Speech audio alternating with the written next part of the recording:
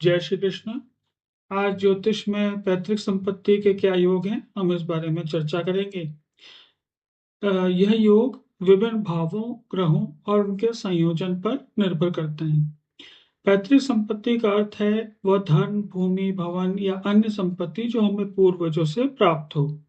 ज्योतिष शास्त्र में यह विषय महत्वपूर्ण है क्योंकि यह न केवल आर्थिक स्थिति को दर्शाता है बल्कि पारिवारिक विरासत और स्थिरता को भी प्रभावित करता है।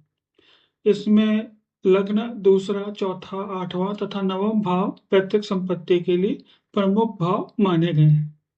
यदि लग्नेश शक्तिशाली हो और धन संपत्ति के भावों से संबंधित हो तो पैतृक संपत्ति का योग मजबूत होता है। दूसरा भाव धन और संचित संपत्ति का भाव है। यह न केवल व्यक्तिगत आय को दर्शाता है बल्कि पारिवारिक धन और पैतृक संपत्ति को भी दर्शाता है। चौथा भाव माता, भूमि, भवन और स्थायी संपत्ति का भाव है। पैतृक संपत्ति में माता की ओर से मिलने वाली अचल संपत्ति जैसे घर, जमीन का योग चौथे भाव से देखा जाता है। आठवां भाव अचानक प्राप्त होने वाली संपत्ति जैसे विरासत या वसीयत से संबंधित है। यदि आठवां भाव और इसके स्वामी शुभ प्रभाव में हो तो पैतृक संपत्ति में अप्रत्याशित लाभ हो जाता है। पैतृक संपत्ति में पिता की ओर से मिलने वाली संपत्ति का योग नवम भाव और उसके स्वामी से देखा जाता है। पैतृक संपत्ति के लिए जो महत्वपूर्ण ग्रह हैं वे हैं गुरु, शुक्र, शनि, सूर्य तथा चंद्र।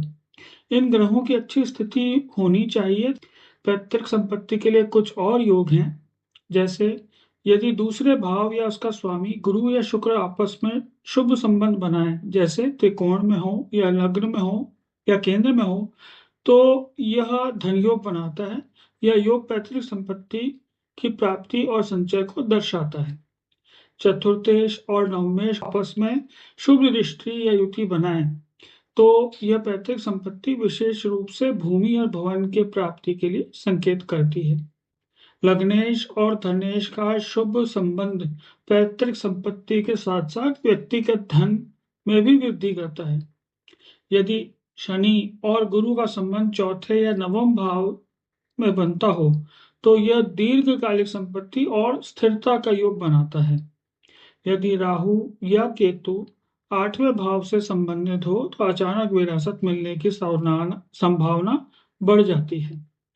पैतृक संपत्ति की प्राप्ति में ग्रहों की दशा और गोचर का विशेष महत्व है। यदि